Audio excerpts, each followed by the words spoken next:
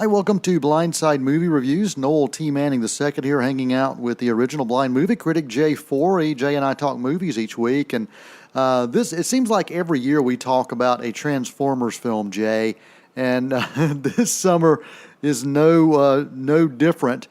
We've got Mark Wahlberg back once again in the fifth installment of the Transformers series, and this time the movie is called The Transformers: The Last Night, and not N-I-G-H-T, but K-N-I-G-H-T, like King Arthur.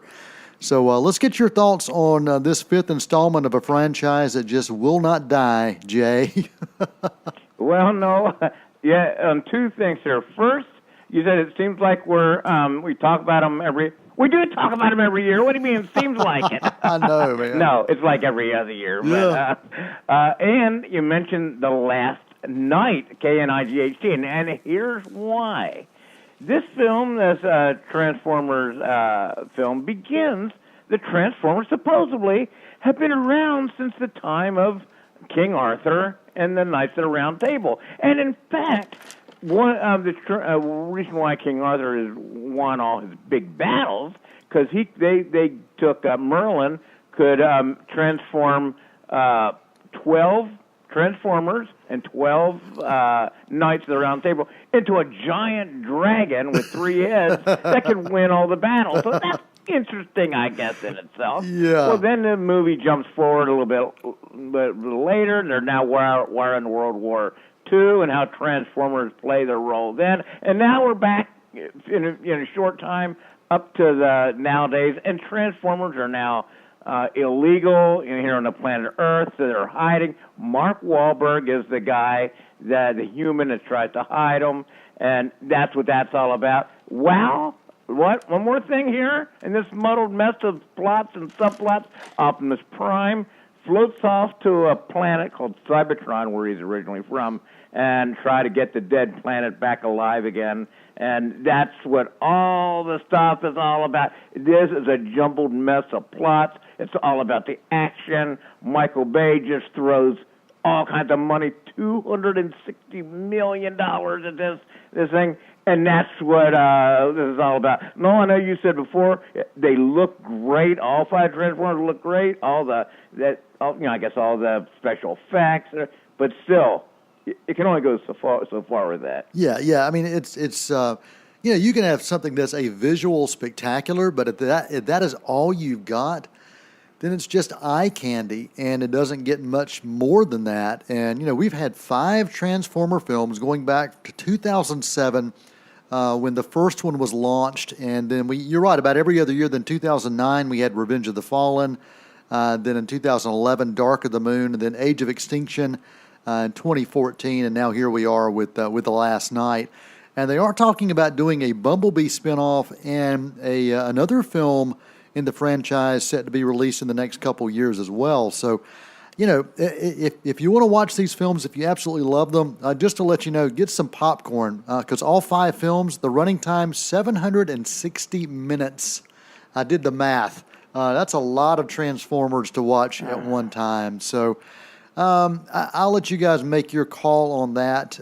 So give me your grading system on this. It sounds like it was... Before we do that, yeah. I wanted else to say, the most annoying thing about this, believe it or not, there's more than the plot that was, every time Optimus Prime comes on, to talk, he starts his sentence, "I am Optimus Prime." I mean, I know your wife is tired of you walking in the door. I am no, but so you might be able to identify with this, but exactly, yes, I found it kind of annoying. Yeah. Well, when I do that around the office, people just tend to throw things at me. So, yeah, exactly. So the movie does not sound like a great one. What did you give this as a grade, Jay? No, I'm being nice here, quite honestly. I'm going to give it a C- rating. Wow. Okay. And here's why I'm giving it that high, because you know what? People are going to like this film for what it shows, the action, tons of action. 13-year-old kids will love it. Even action fiends will love it. But it's just, a lot of times nowadays you see, you want to wait and see, hey, is there some kind of a scene after the during the after credit scene, I ran out. Oh, as fast as a blind guy can run. So, Wow, man! Wow. C- rating. I liked it even less than a C-, but Wow. I've given a nod to the Transformer fans. Good gracious! Well, let me give you a sneak preview, Jay. A movie opening next week. I can give you a mini review. I can't give a full blown review, but the movie is called Baby Driver. It's got Kevin Spacey. It's got Kevin Spacey in this. Jamie Foxx also in this film, and it's a robbery heist getaway kind of picture. In many ways, the movie is a flashback to some of these kind of films of the 70s, where you've got this following this kind of getaway driver, and who is caught up in this web of crime, and has been ever since he was a young kid, and now he's in his early 20s, but he's been doing this for years. And at one point, Kevin Spacey is this kind of crime lord character, and he says, I've been having Baby as my driver since he could see over the steering wheel. It's a fun movie. It's got a lot of action. It does a heck of a lot of cool things with music, and does things with music in a very unusual way. It's quirky. It's one of the most stylistically unique films I've seen in quite a while. So my unofficial grade for this is an A, Jay. It's something really original, and I would highly recommend it for those that are looking for something a little different. And that does not open until next weekend, but there was an early screening, and they said we could give some mini reviews about it. So I thought I would share that as well. That's called Baby Driver. It's one that may be driving under the radar, but I would recommend taking a ride on that one. And then, no, I was going to say, actually, when I was at I saw a trailer of that at one of the movies, and both my wives said, that looks good. Yeah. And the music's not great, everything you mentioned. So I am definitely going to make an effort to get to that, too, because it looked good, and that your review kind of got put over the top there. And I will also say that the crowd cheered at the end of this film. Wow. It was one of those screenings that had critics, but it also had kind of a marketing screening, and right. They cheered.